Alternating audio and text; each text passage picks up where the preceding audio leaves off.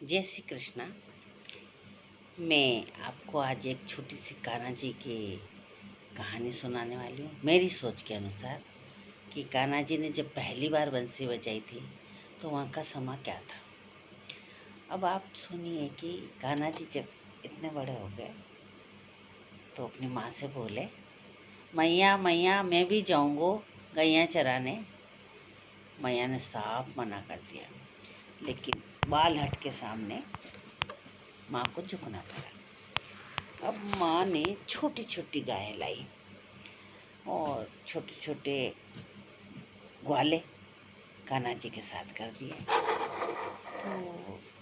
तो उनके दोपहरी के लिए थोड़ा चबीना बांध दिया और सबको बोल दिया, देखो मेरे कान्हा का ध्यान रखना। और एक छोटी बंसी उनके हाथ में दे दी और बोला, जल्दी आ जाना, वापस शाम होने से पहले आ जाना। कान्हा जी को बाहर तक छोड़ने गई यशोदा माँ, वापस घर में आ गई। अब माँ ने सोचा, कान्हा के बिना तो घर सुना हो गया, क्या करूँ। थोड़ा सा दही पड़ा था, वो उसको टाइम पास करने के लिए बिलोने बैठ गई। उधर कान्हा जी गए जंगल में। एक छोटी सी पहाड़ी थी, जो गायें तो हरी हरी घास चरने लग गई, ग्वाले सब खेलने लग गए।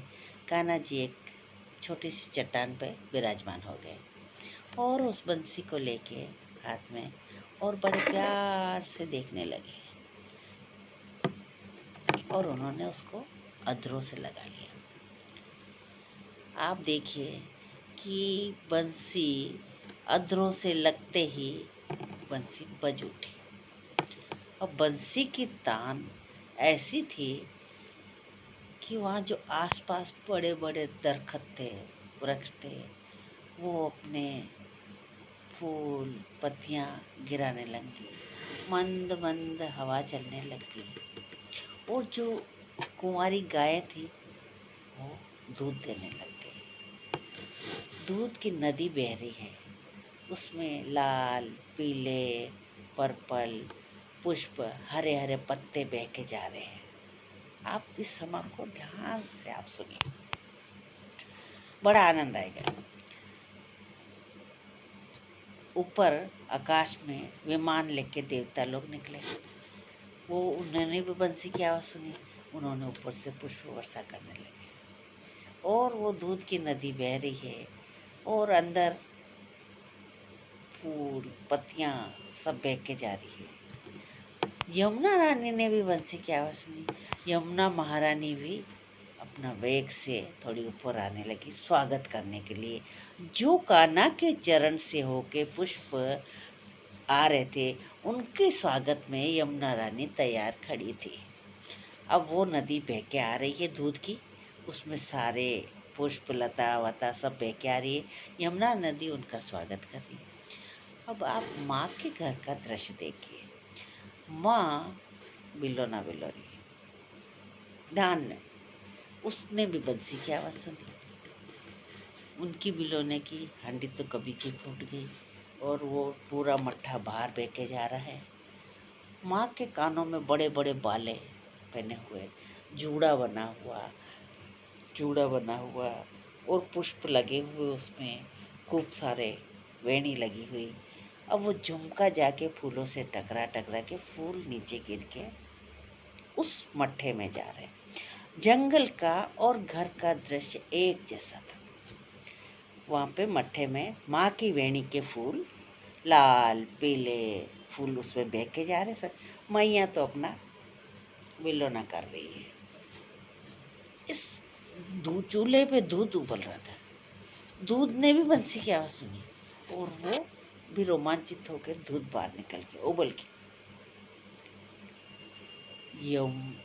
मैया के को होश ही नहीं कि घर में क्या हो रहा। मट्ठा जा रहा है, दूध बह रहा है, कान्हा पहली बार बंसी बजा रहा है। अब आप देखिए कि पूरा नंद गांव ऐसे हो गया, रुक गया, सांस रुकी। कोई गोपी चपाती बनाते बनाते वहीं ठहर गई, आधी कच्ची पक्की। बच्चा दूध पीते पीते वहीं रह गया। जो कोई गोपी तैयार हो रही थी, काजल डाल रही थी, वो वहीं रह गई। कोई बिंदी लगा रही थी, तो वो वहीं रह गई। सब अपने होश खो चुके थे, ध्यान मग्न हो गए थे सारे, कुछ पता नहीं उनको। बंसी बज रही। अब ब्रह्मा जी ने सोचा कि अगर ये दुनिया, अगर सांसें नहीं चली तो दुनिया तो खत्म हो जाएगी, और जिस वजह से नारायण ने जन्म लिया है वो काम भी पूरा नहीं होगा, कंस का भी काम तमाम नहीं होगा, और वो दूसरे राक्षस भी सारे ऐसे ही रह जाएंगे, क्या करें। उन्होंने नारद जी की तरफ देखा। नारद जी देखते ही समझ गए थे कि ब्रह्मा जी क्या चाह रहे हैं, और नारद जी ही एक ऐसे हैं जो पूरे ब्रह्मांड में स्वच्छंद विचरण कर सकते, कहीं भी आ जा सकते हैं। उनको किसी पासपोर्ट की, किसी की ज़रूरत ही नहीं है। वो अपनी वीणा ली, आकाश मार्ग से हाय नारायण नारायण करते करते, उन्होंने भी समा तो देखा था, उनका भी मन हो रहा था मैं भी थोड़ी देर सुनूं, लेकिन ब्रह्मा जी के था कि 2 पल अगर और सबकी सांसें रुकी तो फिर क्या करेंगे बेटा। भगवान जी के सामने नारद जी प्रकट हुए और बोले नारायण नारायण। सुनते ही कान्हा जी ने बंसी को अपने होठों से अलग कर दिया। जैसी दुनिया थी पहले वो हो गई।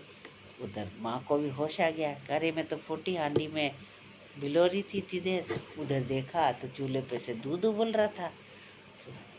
वो सफाई वफाई करने लग गई। अभी कान्हा जी नारद जी को देख के मुस्कुरा रहे थे। वो बंसी की आवाज़, वो बंसी की धुन आज भी ब्रह्मांड में विद्यमान है।